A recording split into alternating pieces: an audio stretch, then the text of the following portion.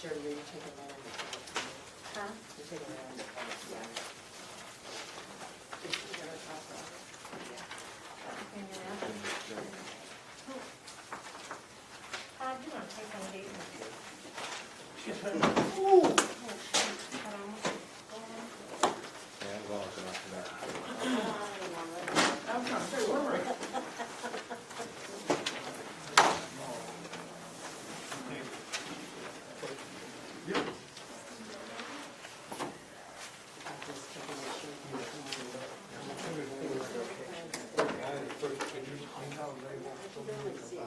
Because that's where the story begins. Which is what I do every day. Yeah, I know. You guys think we don't do it. We do now. I love it. You're still fit? I don't know what your sister. One for you. Thank you.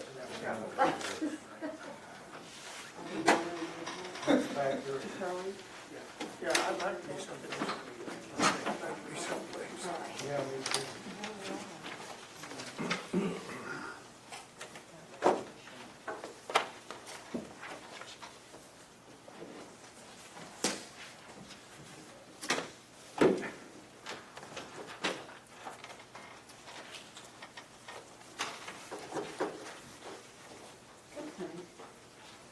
Report?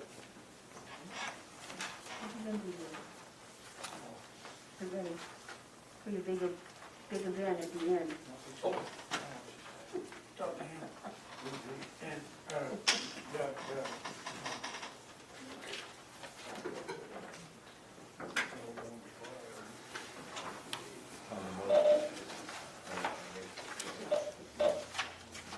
Is Mr. Hampton there? No.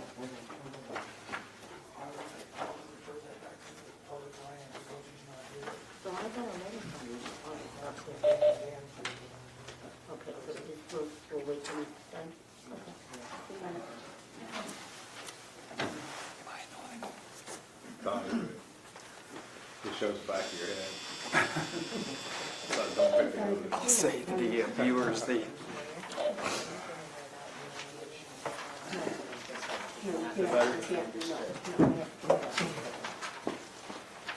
took me a while to figure out I'm right in your line of sight. What was the sound?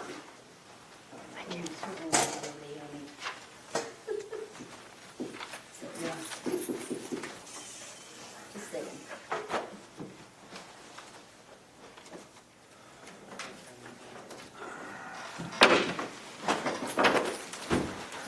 Okay, Mr. Lee? Pledge allegiance to the flag of the United States of America and to the republic for which it stands, one nation under God, indivisible, with liberty and justice for all. Thank you. I'd like to thank everyone this evening for their attendance. It's always nice to have individuals here for our city work, so again, thank you for your attendance. Having said that, the clerk will call the roll. Brockmeyer? Howard? Yes. Downey? Here. Kohler? Here. Link? Here. McLean? Here. Over? Here. Oswald? 7 present. Okay, 7 members present and 1 absent. Hope everyone had an opportunity to take a look at the minutes of the previous meeting. If so, I would entertain a motion to approve the minutes with no change. I'll make a motion that we approve the minutes as presented. Okay, Randy Alderman Over has made the motion. Is there a second? Second by Alderman Link. Okay, if there's no other objections or anything, the clerk will call the roll. Oswald? Over? Aye. McLean? Yes. Link? Yes. Kohler? Yes. Downey? Yes. Howard? Okay, next will be the treasurer's report, approval of bills, and the police report. And we'll start with Sarah with the city, Out of the general fund expenses were $154,944.37. Infrastructure fund, $562.37. Business district fund, $5,531.89. thank you, Sarah. Alderman Over? There is no expenses under law enforcement this month. Okay. Alderman Ling? Motor fuel tax expense was $3,534.24. And the water fund was $37,659.52. Okay, thank you very much. Okay, if there's no other changes or to the report or the comments, I would entertain a motion to approve the treasurer's report, the approval of the bills, and the police report. Motion has been made by Alderman Howard. Is there a second by Alderman Oswald? The clerk will call the roll. Kohler, Yeah. Howard, Yes. Oswald, Over, Yes. McLean, Yes. Downey, Yes. Lake. Yes. Okay, motion is carried, 7-0. Next under the, under our agenda is the Jean Sullivan correspondence. And I think that is kind of self-explanatory. Maybe Mr. Sullivan would like to add another hour onto his time for the band that's going to perform on, I believe, Saturday night.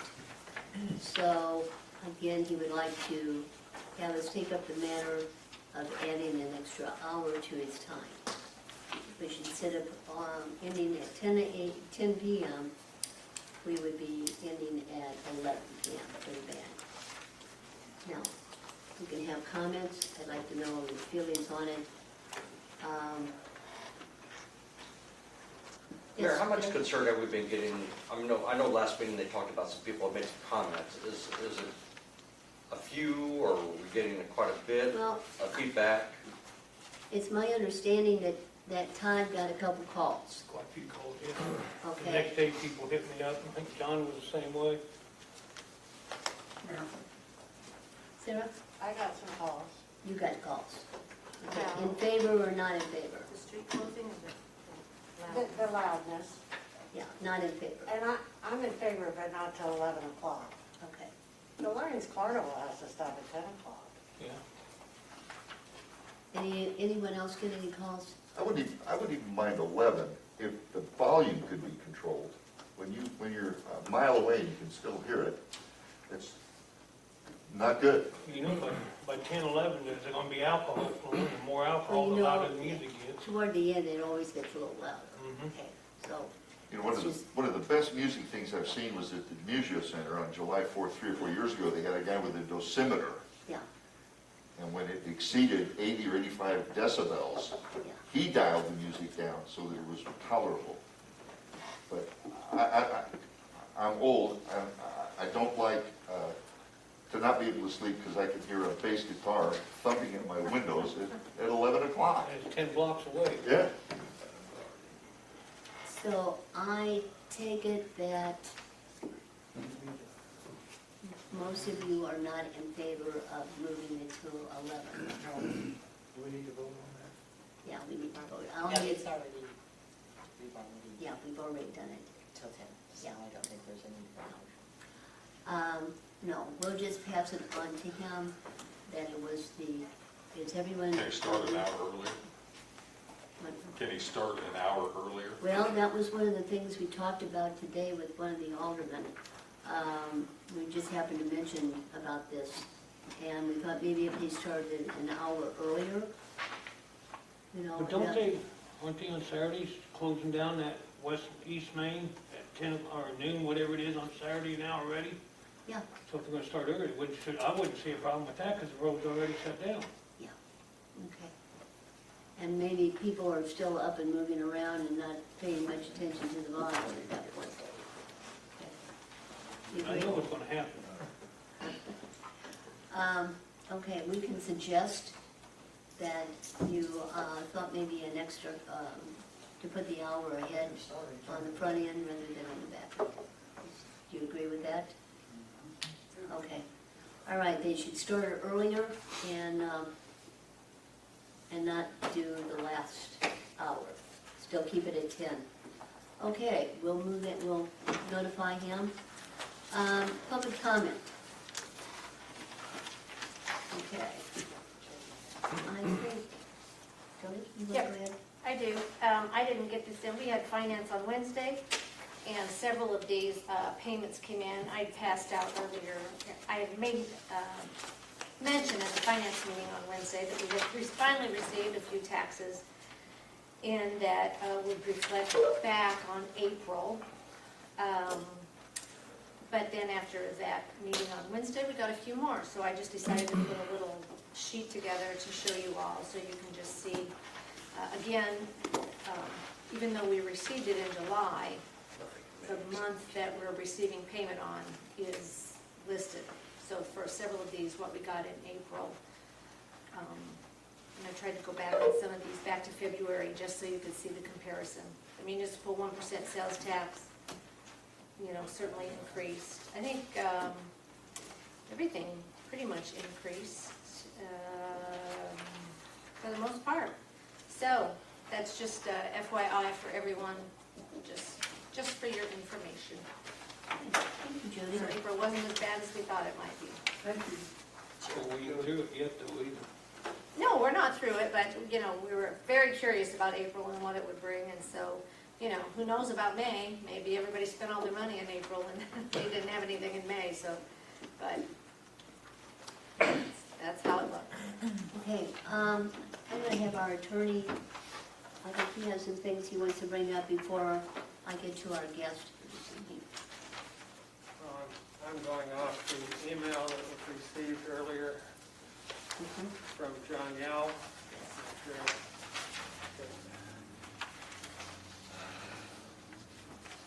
Mr. Yao's email indicated that he'd like to know what effect the recent ruling for the plaintiffs in the lawsuit involving the Bratzy family and the City of Carlinville has on the City of Carlinville's involvement with IARWC. Has Carlinville been forced to withdraw from involvement in IARWC? ? I assume the city will appeal the ruling in hopes of having it overturned. However, if the appeal is denied and the ruling allowed to stand, what will the real-world implications for the city and IARWC? Thank you, John Yao. Well, let me review the ruling for, I know many of you have read it, but some of you have only read the result. Judge Trumper ruled against the city, which we anticipated, and her ruling is very short. Well, I should say she goes through a lengthy ruling, but the bottom line as to what her order is very short. Defendant's motion for summary judgment is denied. We made a motion saying there's enough facts here for the court to make a ruling. Mrs. Bratzy's attorney, Mr. Smallhorn, made a cross motion for the same thing, which said essentially the same thing, which is, Judge, you have enough law and facts to make the ruling. And so these things were cross motions, and the judge had a hearing, and then this is the written result of that.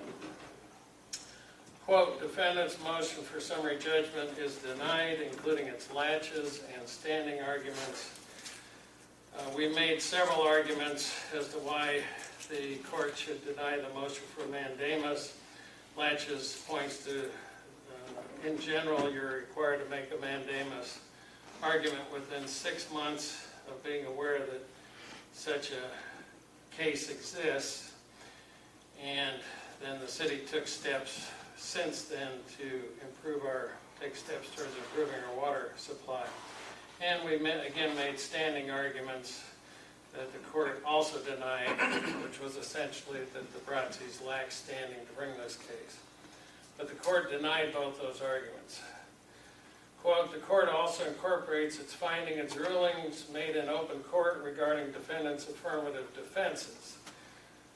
We made affirmative defenses again for the second time because the plaintiff had filed a new case, and so we were required again to treat it as if it was a new case.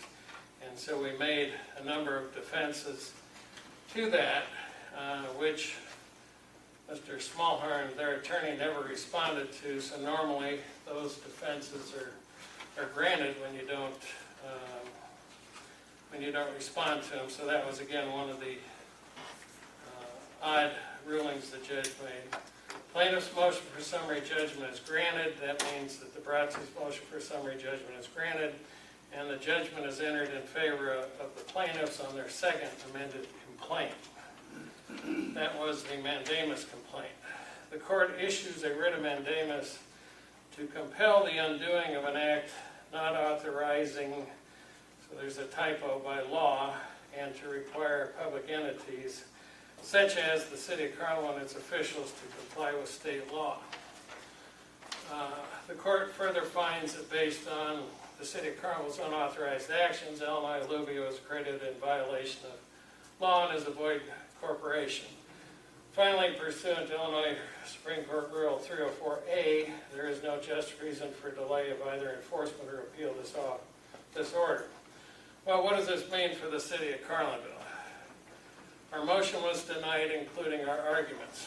The court made findings about Mr. Smallhorn's affirmative defenses, which were also against the City of Carlinville.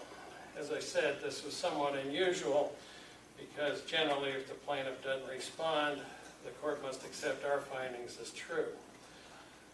The court granted the Bratzi's motion, issued a writ of mandamus to tell the city to undo an act which we interpret to mean joining Illinois Alluvial Water Company. This again is unusual in a mandamus case because mandamus cases more typically order a public official to act, such as when a county clerk is required to certify an election when a recount has been done in accordance with state law, or to issue a subdivision plat when a builder meets the requirements of the city's ordinances. It's very unusual to undo something. And a mandamus case, which has a higher level of scrutiny than most other cases, it's very unusual not to list the city official and list the specific act that they're supposed to do. But that's what the judge did. Now, the court further found that Illinois Alluvial Regional Water Company is a void corporation. This is extremely unusual because the judge herself dismissed Illinois Alluvial as a necessary party to this lawsuit in January 2019. So there is a question as to whether, just the simple concept, does a judge have any power to make a ruling over someone who's not a party to the case? But that's what she did, and so Illinois Alluvial and their attorney will need to deal with this. And so if you have questions regarding what Illinois Alluvial will do, I would suggest you address them to Illinois Alluvial. I can't speak for them. What's the next step? Well, myself and our appellate attorney, Mr. Gabala, will ask Judge Trumper for a stay. That's scheduled for argument at 3 o'clock tomorrow afternoon. I think it'll be a short argument. In general, trial courts grant stays in this kind of case. Judge Trumper's been pretty consistent in ruling against the City of Carlinville, so I don't assume that. But in any event, we'll be asking for a stay from Judge Trumper, and we'll be asking for a stay in the 4th District Court of Appeals. And those of you not familiar with the Court of Appeals process, which I would guess would be most of you, that is the district we're in Springfield that includes Macoupah County, Sangamon County, Jersey County, anyway, a lot of the counties in the court's area. And so we will ask this court first, and no matter what the court says, we will ask the 4th District Court of Appeals. Well, a stay is an old-fashioned term that means everything stops. The parties continue as they were before the court's ruling. We'll also file a notice of appeal, and because Mr. Gabala came into this case on the 308 motion last fall, it shouldn't take him quite as much time to prepare for an appeal, and I'll be assisting him in that. I've requested that the court reporter begin to prepare transcripts, and we'll start the lengthy process of preparing a record for the appellate court. Can the city move forward with the emergency interconnect from Carlinville to Bunker Hill? Yes, because that emergency interconnect project is a City of Carlinville finance project and is not affected by this ruling. Does the city have to take any action to undo its participation in Illinois alluvial? No, because we will get a stay from the court, which means that our representative, Alderwoman Oswald, can continue to participate. How long will the appeal take? Well, the appeal will play out over the next year, and the appellate court will have several things they may consider doing. They can look at the underlying mandamus complaint to see if it passes appellate muster, meaning they may look at that action and they could rule on that alone. They could look at the constitutional question, which is so taken in the judge, whether non-home rule municipalities can join other non-home rule municipalities and not-for-profits to create a not-for-profit water company. And, or they could, the courts usually rule on the narrowest grounds they can find. But because what we call the record in this case, which this case was filed in February of 18, is so lengthy and has multiple case numbers assigned to it and a lot of information in it, I would expect the appellate court will go over this pretty carefully. But what they will do, I don't know, but I think it'll play out over the next year, and I have a lot of confidence that the city is in a good position to prevail. Like I say, you need to talk to Illinois Alluvial about their position. But like I say, they're in kind of an odd position because the judge herself threw them out when they had a motion for summary judgment pending and dismissed them from the case. So I'm not quite sure how that ruling will affect them and what steps they will take to appeal this. Any questions? Thank you, Dan. Any questions? Okay. All right. Thank you, Dan. We have John Kraft that's here and Kurt Allen. Do both of you want to come up together or individually? No, I'll do it separate. Okay, we'll just do it individually. I'm John Kraft, glad to be back in Carlinville. When we first looked at the city of Carlinville in late 2016, we requested information related to the electoral board and its meetings and recordings. Carlinville, the city, attempted to extort $200 from us improperly and beyond the statutory time limits by attempting to classify those requests as commercial purposes, even though the FOIA exemptions exempt news media requests from the definition of commercial purpose. Mayor DeMuzio, you even went to the local newspapers, including the student newspaper at Blackburn College, and lied to all of them by claiming you provided everything we asked for in our FOIA request. You should apologize to both those newspapers for what you told them and what they printed, based off of your word. Your attorney at the time, Dan Shearing, continued to lie to the judge and the public on behalf of the city of Carlinville, the mayor, the residents, and the councilman at nearly every court hearing and nearly every public meeting. He referred to us as political terrorists. I mean, people can call me what they want, but I'm not a political terrorist. That was another lie, he knows. And in the end, the FOIA information cost the taxpayers of Carlinville $90,000 payable to our attorney.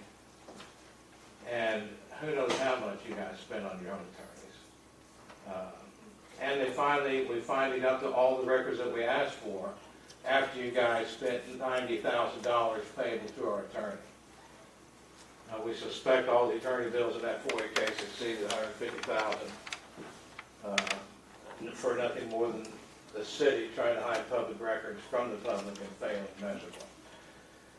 Had you simply provided the requested records according to the law, we would have been long gone gone from Carlinville at that point in time. We would have packed our bags and left, got the information we came for, and probably never saw you again. But no. After your failure to provide records and you even refused to answer the Attorney General's questions when we did request for reviews,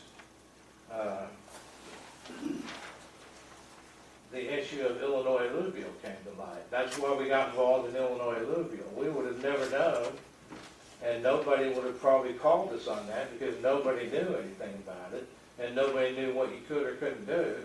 And we would have never got involved in Illinois alluvial if we wouldn't have known about it. But we hung around trying to fight the FOIA cases and trying to find out what else you were hiding. So in October of 2017, we started reporting Carlinville's lack of statutory authority to form a private water company. The first attorney who gave the overview was John Myers out of Springfield on August 24, 2017. He briefed everybody over at that private water company on the various entities involved in the 4 proper ways to provide water to your residents, and a 5th way to provide water. And on that 5th way, he said it was most likely result in a lawsuit. And his exact words were this: don't go there, don't go making stuff up. So what happened? What you guys do?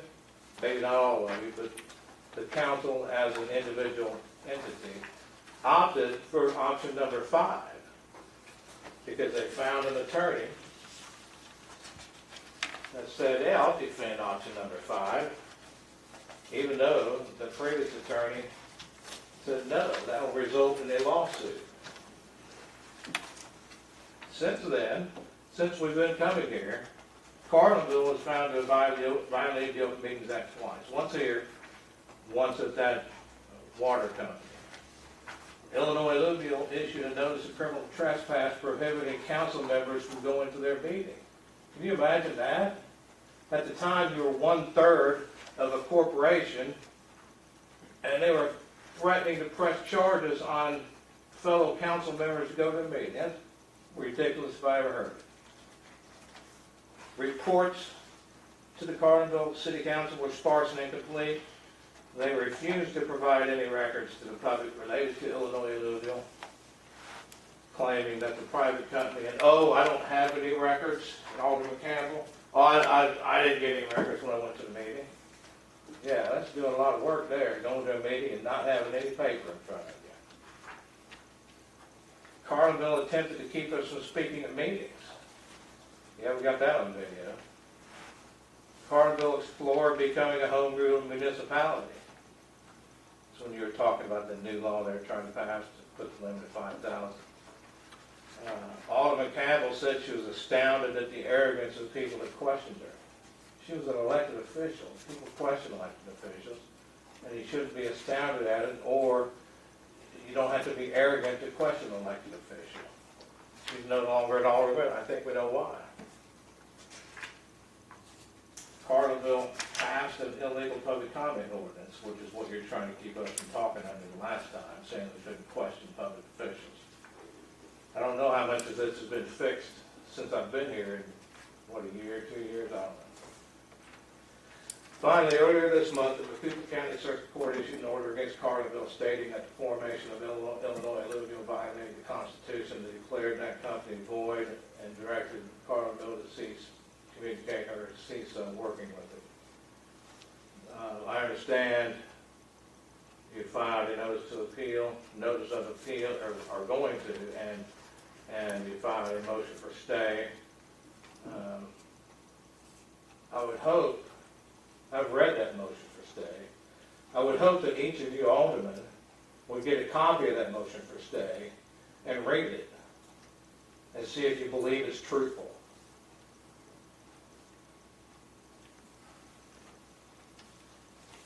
There's very little truth in that motion for stay.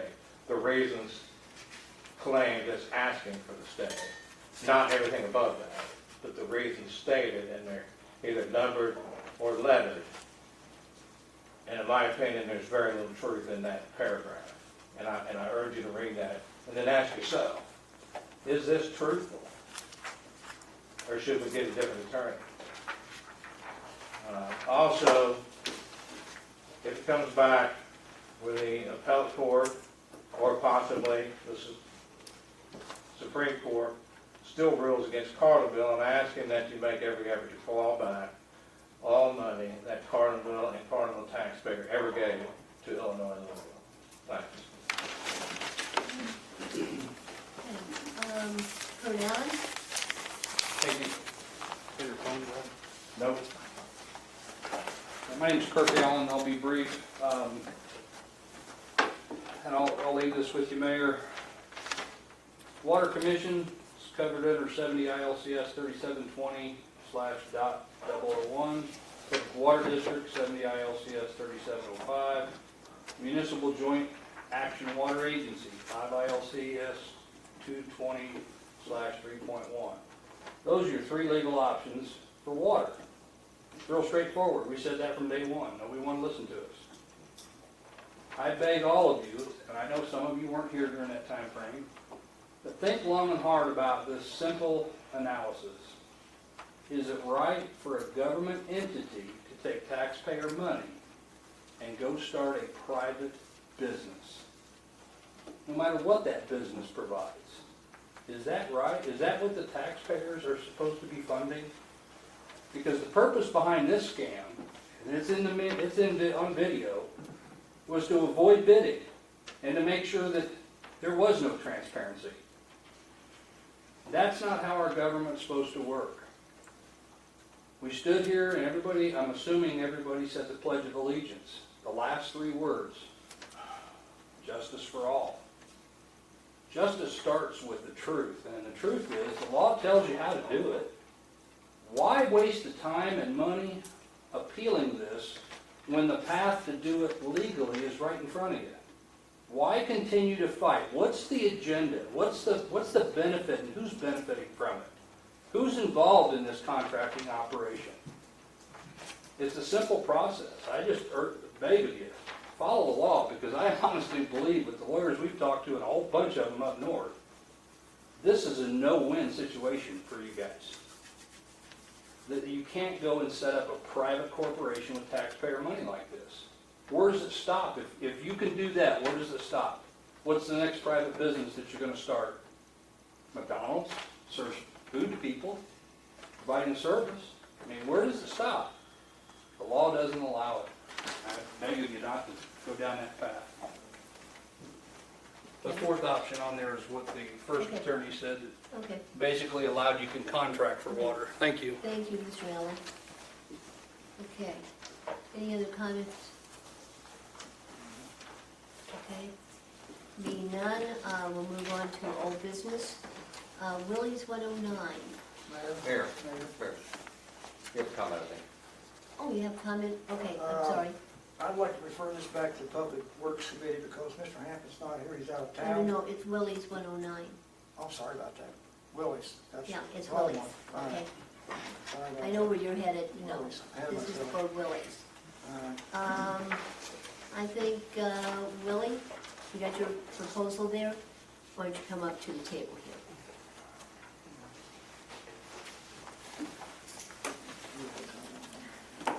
Thank you, I know you've been busy putting some stuff together. Trying to. I know. Walk in, Really? the cooler decided to freeze over Willie, today. can I ask you to take Of your course. mask down so we can Sorry. hear you? Okay.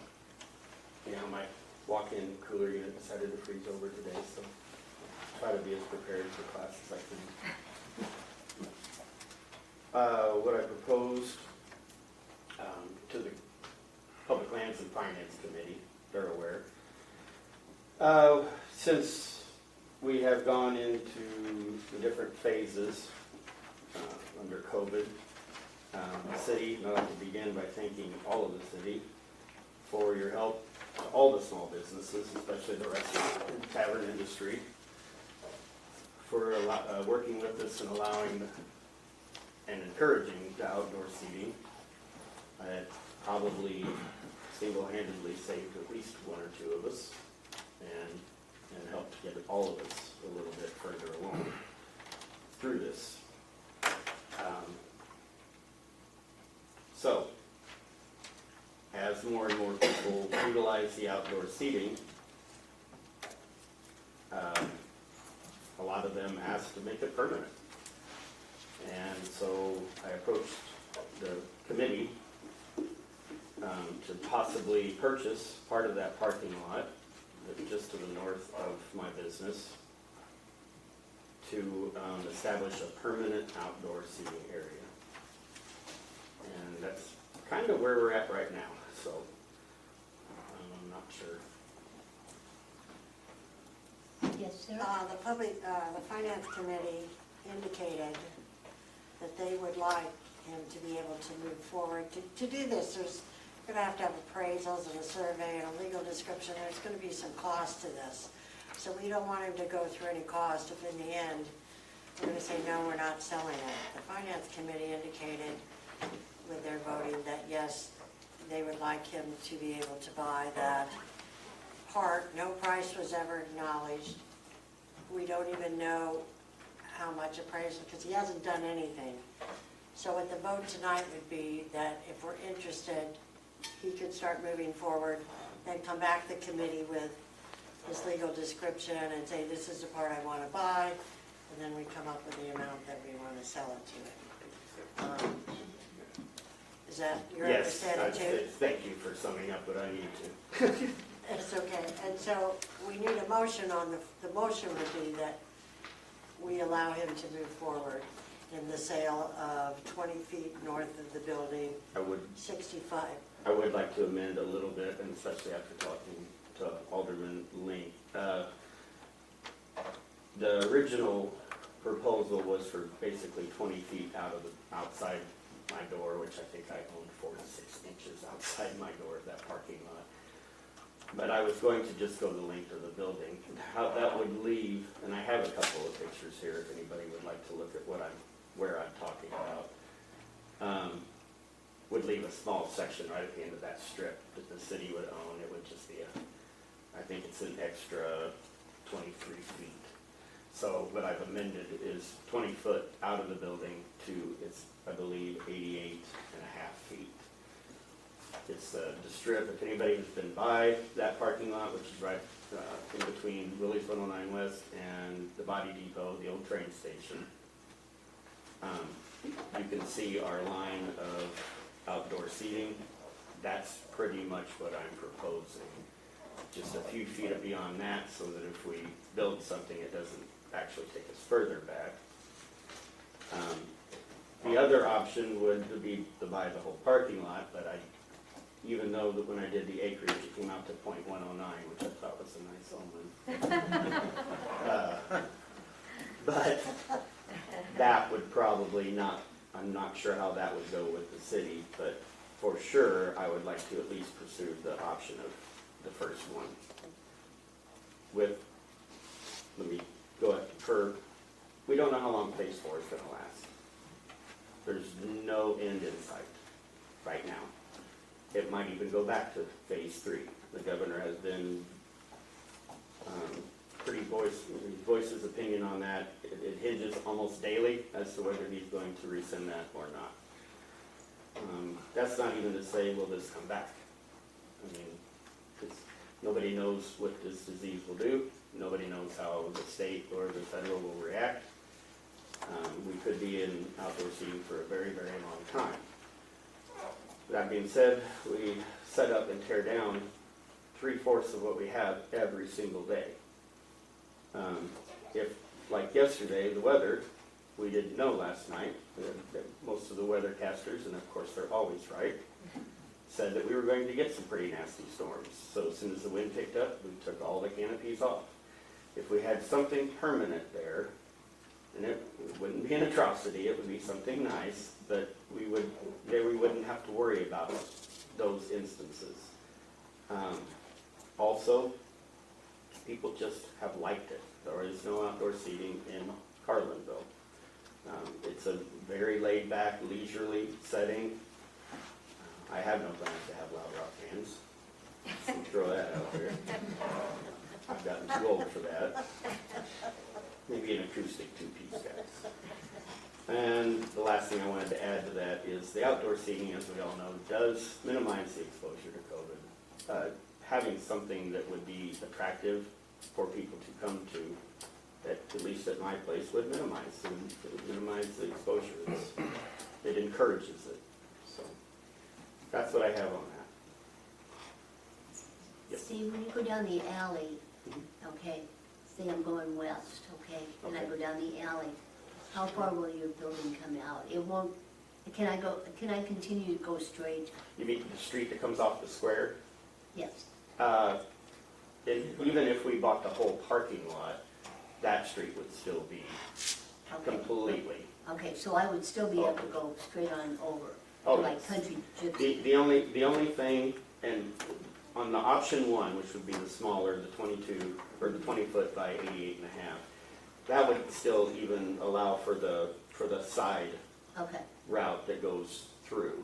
yeah, Even if the city decided they wanted to just relieve themselves of maintenance of that parking lot. And I would also like to add too, that I have no plans on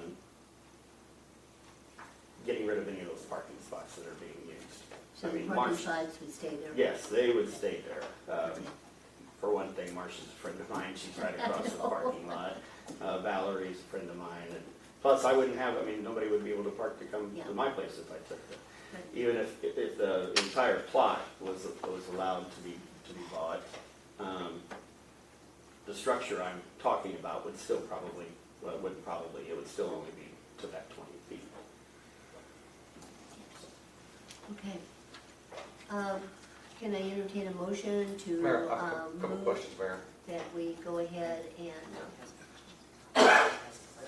yeah, Couple of questions. Sure. What, so do you plan on building something permanent beside that building? Yes.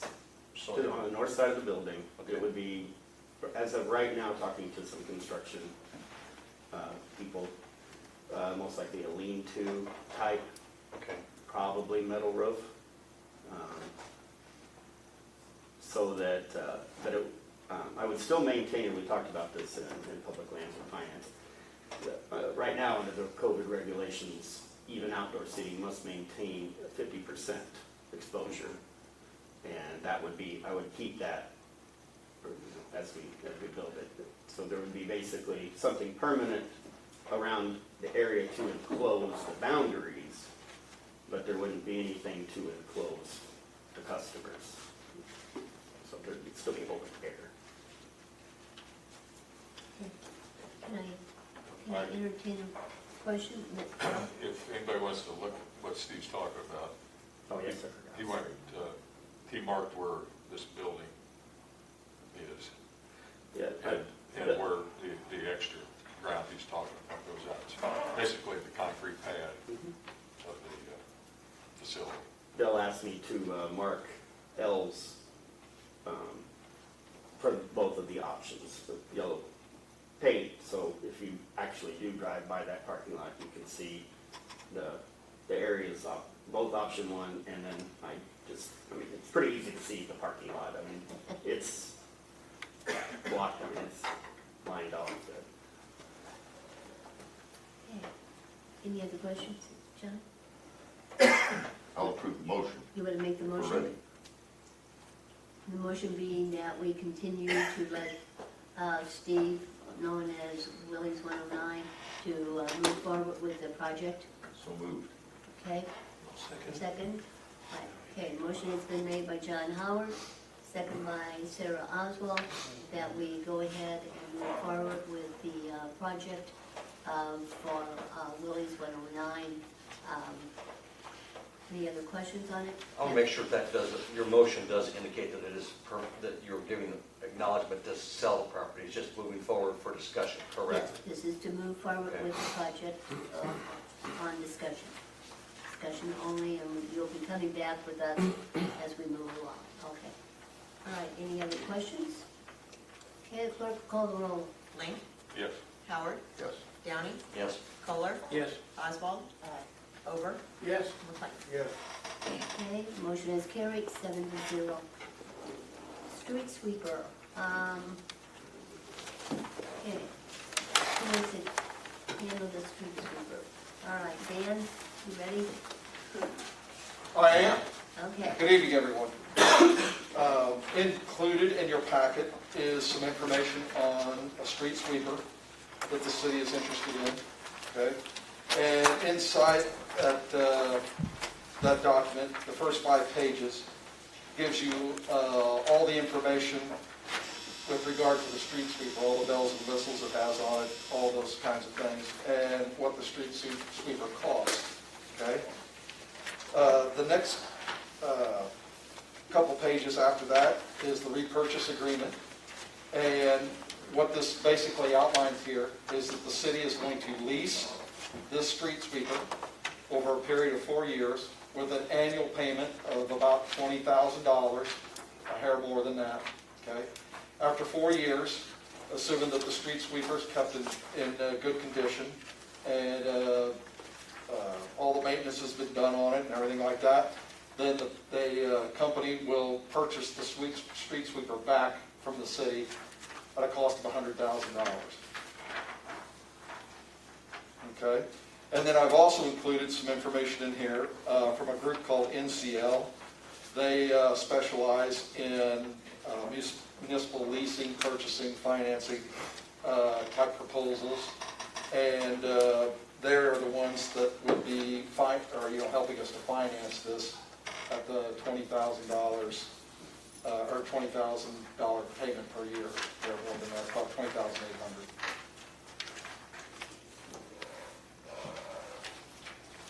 The Public Works Department brought this forward. We talked about this Public Works Committee. And it costs us, so far this year, we spent over $10,000 on a street sweeper. It's basically putting down a nice coating of dirt. And this has been a top priority for us for over a year, and we'd like to move forward on it. And so I'd like to make a motion that we approve the lease of this street sweeper. Part of this lease would include trading in our old street sweeper for $38,000. That's a trading value. And then our lease payment would be $20,817. Is there a second? Okay. Kohler? Okay, motion has been made by Alderman Blink, second by Alderman Kohler, that we just go ahead and lease the street sweeper at the annual lease payment of $20,817.52 over a 4-year period with a, I believe, a trade-in of our old one. Correct. I'd like to mention at least two other things. One is there's one of the questions that came up was maintenance. Woodard and Curran has offered to pay $3,000 for a year for the annual maintenance program that this company is offering. Right, so And that would be part of this. No cost to the city. with the 20,000, There's no cost. Right. Okay. The other question was who will do the training, and that would be Key Equipment, which is the Pelican distributor. That's We're correct going to be also. Woodard and Curran. Well, they'll be training our personnel on how to run it initially, and then we'll run it. And we'll do daily maintenance on it, checking lube, all that kind of stuff. The turnkey maintenance program that Bill's making reference to here, Key Equipment will come up and service it at so many hours, and that service is $12,000 over 4 years. But it'll, divide that obviously by 4, so it comes up to about $3,000 a year.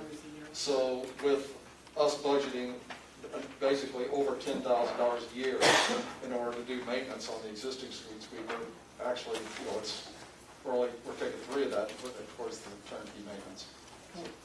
Okay, so again, the motion is that we go ahead and accept the lease payments of $20,817.52 over a 4-year period for the lease of the street sweeper with the help of Woodard and Curran picking up the maintenance costs. Correct. Is that correct? Okay. Of approximately $3,000 a year for 4 years. So, can I get a Could I make a comment, Mayor? And just point out that you've got 3 contracts here with out-of-state providers, and perhaps a 4th contract if you've got an agreement for maintenance. And I'm just pointing that out because I think there's a level of complexity to this transaction that I'm just making a note of. Okay, so would you recommend that we hold off on that? I Take would another look recommend at to it? hold off on it. Okay.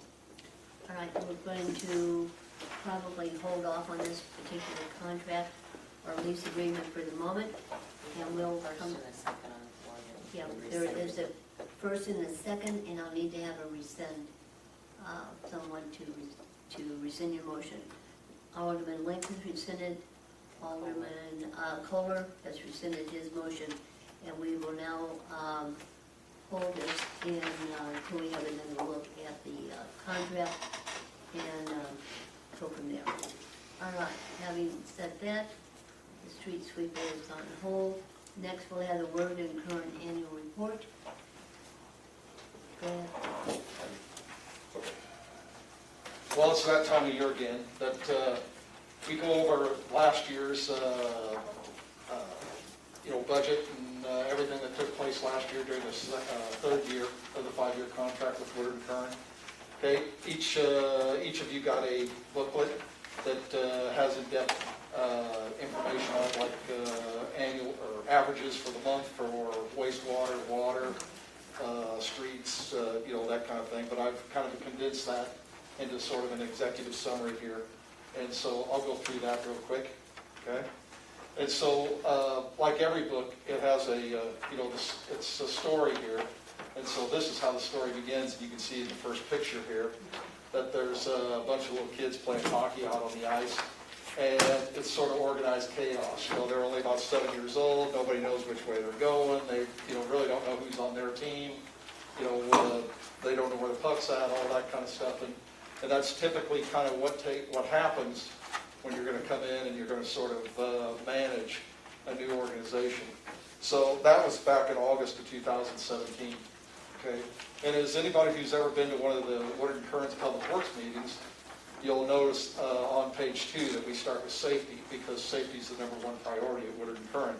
And so I like to add a few pictures here just to, want you to know that these kinds of things don't go on if Woodard and Curran's running the show. So in the first picture here, you see the guy that's roofing the house here, and he's got the rope tied around his neck in case he were to slip and fall. Probably a bad idea, not really too safe, okay? The second page is a gentleman that's riding in the back of a pickup, and the pickup's full of stuff, so, it looks like there's some snow on the ground. The streets could be a little icy, so, probably not a good idea. Third is another picture here. You have the ladder with the guy down at the base of the ladder holding onto it on top of the house. And it looks like the guy's cutting on the limb up top there, and hopefully he's cutting on the side that's outside where the ladder is, not the inside limb, and the whole thing's going to go down. Okay, but safety is a #1 priority for us here. We assign monthly videos for every employee to watch. We usually have each project pick out a safety topic, and we have a little one-pager on that we want everybody to read, just to kind of remind them that they need to do that kind of stuff. And then we also assign other videos throughout the year.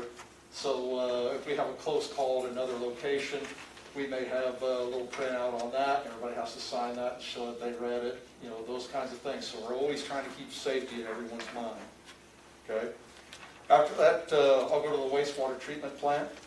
And so with the wastewater treatment plant, it treated 487.4 million gallons for year 3. That's about 35 million gallons more than the previous year. Okay, and during that, over this last year's time frame, 633 preventative and corrective maintenance activities were completed.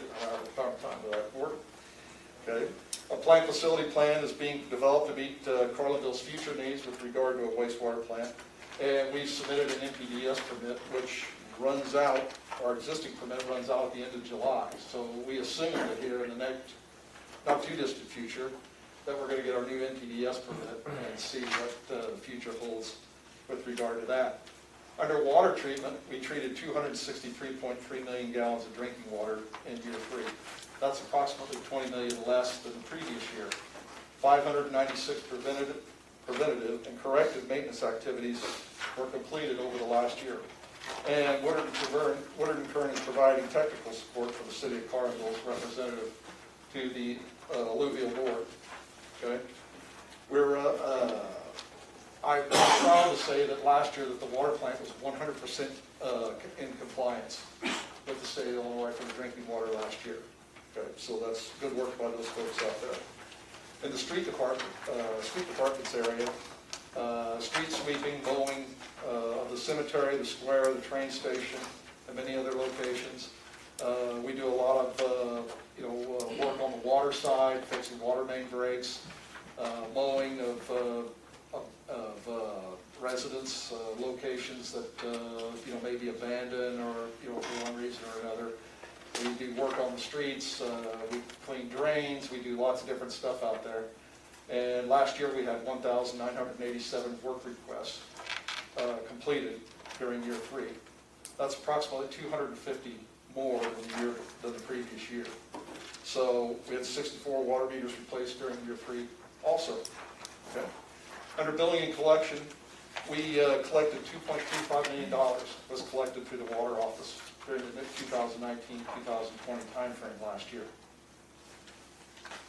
Okay. And, slight commercial break here just for a moment. Something we're pretty proud of, which is that Woodard & Curran was ranked number 70 in the top 500 of design firms last year in the country. And we're number 51 in the top 200 environmental firms in the country. So we're pretty proud of that, and so I like to throw that in there. Okay. Under annual costs, the budget was estimated to be $2.195 million for 2019-2020 timeframe, and the final costs were $9 under budget for the fiscal year. So we owe you guys a 10 spot. Okay. Okay. Finally, we're getting close to the end here, but there's lots and lots of support, and you'll see a whole list of people on here, and these folks are kind of just the main people. There are a lot of people that I talk to that are outside of this list that help me in one way or another at Woodard & Curran, and so that's part of that 1,000 people that you could draw from with experience within the company, within different areas of the country, and in different engineering disciplines, all available to you. Okay, so like every story, so where does this lead us? And so during the spring session, during the spring budget session, some folks in here would be familiar with this document. This was the capital improvement plan for this year. And that's where we take all the projects and we look at them and we sort of evaluate them for, are they needed for safety, are they needed for operational? What is their need there, and how big is that need? You'll find that street sweeper that we talked a little bit about tonight inside that list. Okay? So that's an important document, and anybody who wants a copy of that, you're more than welcome to get a copy of it. Okay. So where does this lead us? Well, where it leads us here is for this next year, we want to move forward with engineering at the wastewater treatment plant. The existing plant that you have down there now is from circa 1950, so we're talking 70 years. Some of those pipes have been underground for that long. You don't know what kind of shape those pipes are in, but we know that through at least, tentatively through the existing plant that's going on now, the cost for a new plant is not that much different than the cost of rehabbing the existing plant. Okay, so we want to move forward with that to confirm that and keep working on that and see where that takes us. Okay, we want to continue to improve the effluent from the water treatment plant, and so we want the water to be the best it can be here in Carlinville. You can have water that meets IEPA standards, but it's not particularly palatable. And we want it to be the best it can be, so we're going to continue to try and improve the water quality leaving the plant. Okay? We want to continue to train employees at the street department, update their equipment and vehicles. Most people don't know that a lot of the equipment that's down at the street department now is approaching 20 years of age. A lot of the vehicles that they have down there now, if you average those out, they're 11 years old. So we want to continue to move in that direction, try and update that stuff. And then we want to move forward with engineering on projects so that we can be ready on stimulus, when and if stimulus funding becomes available, and meet timeframes with other agencies. So for example, the state of Illinois is looking at reconstructing Illinois 108 West from the square down to the railroad tracks, okay? Highly used portion of town, through the brick there, okay? The water mains and the sewer lines that run underneath that are of considerable age also. We've had the sewer lines cambered. There are some locations there that need some repairs, need to be made. And when you drive down that street, you can see these huge patches of concrete. And that's where they've had a water main break. And they've had to pull the bricks up and everything. And then when they fix the break, then they put the surface back, but they put it back in concrete rather than brick. Okay? So we're recommending that we go in there, and prior to the state reconstructing that road, that we make whatever improvements that we need to make there on 108 before they do the ultimate improvement to the roadway. That way we avoid the issue of going out there and gouging the road and tearing it up 20 minutes after they get it finished. And we're hoping that when they fix that road, that road's going to be in good shape for 20 years. And so what we remains and what your sewer lines look like 20 years from now. So that's an important part of all that, okay? And a biggie here, we want to continue to investigate cost-saving measures whenever possible. And that can be everything from, bore jar testing at the water plant to try and get every ounce of water you can out of the chemicals that you're getting. And it could be everything up to, we've talked a little bit about this also, which is computer-read meters that read on a daily basis. And with the software that's out there now, it would tell you if you had a water main leak, or if you had a leak on your service going into your house, if it was running through the meter, if your meter ran 16 straight hours, it would flag that for you and tell you. So you wouldn't have this situation where maybe your meter got read on the 1st, you got a small pinhole leak on the 4th, it leaked the whole month. When you got your new bill, your bill was way higher than it was before. Okay? So that would save you a lot of water that you would lose. We had an approximate water loss, I think, last year during the audit of about 30%. So there's certainly areas to be improved there, and there's a lot of cost savings and all that. Okay? So the last picture here is a picture of Gene Simmons up on stage in Peoria. Okay? And the reason why that's in there is because, KISS has been on tour since, 70, 80 years, something like that. They just keep on going. And this story will just keep on going. Okay? Every year you're going to renew this process. We're going to go through this process again next spring. We'll go through it. We'll develop a new capital plan or an updated capital plan. And we'll be looking at all these things, just like we always have. We've been proud to partner with you folks through the years. And I hope that you're happy with the job that we're doing. We're always looking to improve there also. So, don't be shy. If you got something you'd like to say or like to see or whatever, let us know. We want to work with you folks. Okay? Any questions? Hey Dan, is Gene Simmons a member of your staff or no? Gene Simmons is not a member of my staff. Okay. Part-time. Gene Just Simmons. part-time. Part-time. And this annual report comes out once a year? That annual report comes out every 12 months, usually, not once a year, 12 months. Dan, would you like to introduce, we have some of the personnel here. Yeah, we have Greg Frieden. Okay, he's I know everybody, but. Yes. Hi, And Greg. we also have Mark Thomas here. A lot of folks remember Mark from, when you guys first met, Yep. that kind of thing. So, they come up tonight to see the presentation of the annual report, and they're always available to. I think Mark wants to say I will something. be very brief. Mayor, members of the board, thank you for giving us the opportunity. As Dan said, it is a story. We appreciate the opportunity to serve you, and more importantly, the residents in Carlinville. Our service, again, begins with safety. That report, there's a lot of information in it, so it's a story through the year. But again, as we look ahead, there's a lot of challenges that we're trying to focus on moving forward. So if you have any questions, please reach out to Dan, Greg, or myself. Again, thank you. Thank you, Mark. Greg, you want to say anything? No, I'm good. Mark said everything, but thank you guys all for the opportunity to work with you. And, we'll continue to be available to all of you and anything we need. You guys have been wonderful, so we want to say thank you on behalf of the city. Yes, Jody? I do want to say from the budget aspect, I've only been in this position for a little more than a year, well, yeah, a little more than a year. And it's been very easy to work, especially with Dan, but Woodard and Curran, who bring up things that I would not know to think about as far as future plans or things to look at. Dan's very easy to work with in budgeting, helps me with a lot of things that, I am still learning. And there's a lot of the stuff we do are big numbers and big items out there.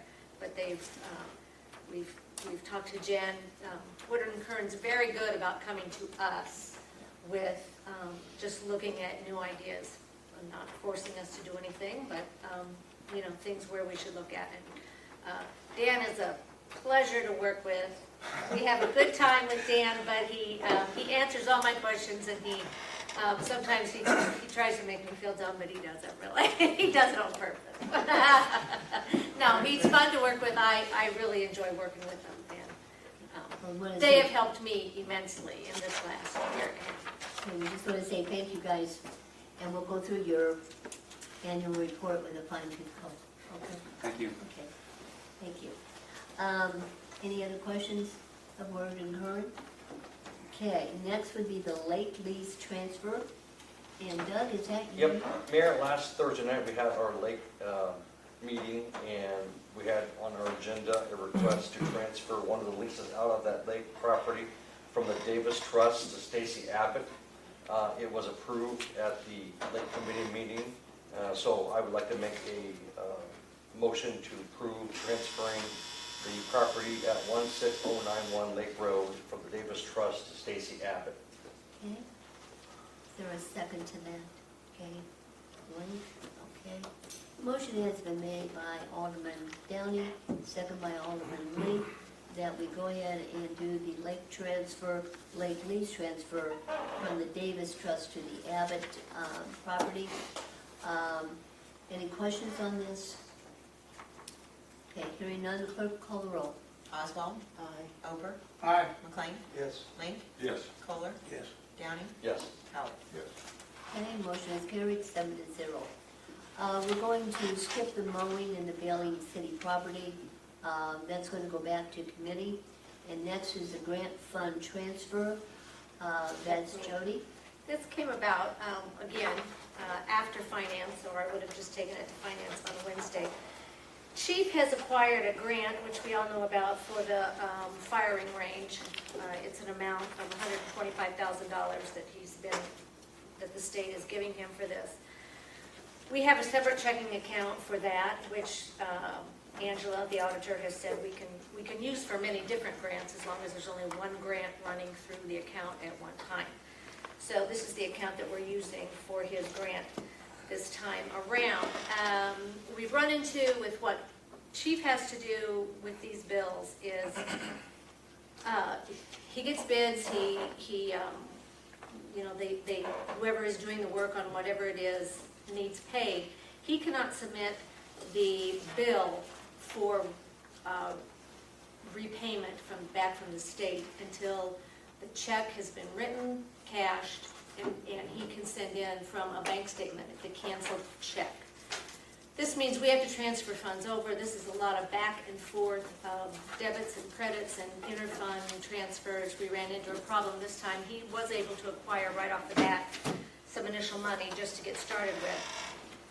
We've kind of run out of that, so that means we need to transfer money in, which then we have to transfer money out, which is just a lot of back and forth. The auditors don't really like that interfund back and forth. They like it, especially since we have a specific checking account for that. I think it would make it easier if I would just like to go ahead and transfer the remaining balance of what we owe. I think it's about $77,000. I just want to go ahead and take the rest of the money that is owed, that the grant will pay us, put it into that checking account, and from then on, the only thing I will pay bills out of that checking account. From there on, all I have to do is when the money comes in after Chief submits it, is throw it back into the general fund and code it that way. There won't be all the transfer back and forth of in and out and this and that. So It is about $80,000. I just wanted to, you know, like I said, I would have done it Wednesday at finance had this not come about, or if it had come about before that, but it didn't. So I'm just seeking approval to go ahead and take that from the general fund Is there any and questions on this? make Sarah, life does simple. anybody want to make a motion to go ahead and do this? I'll make that motion. Yeah, okay. Motion has been made by Sarah, by Alderman Oswald, second by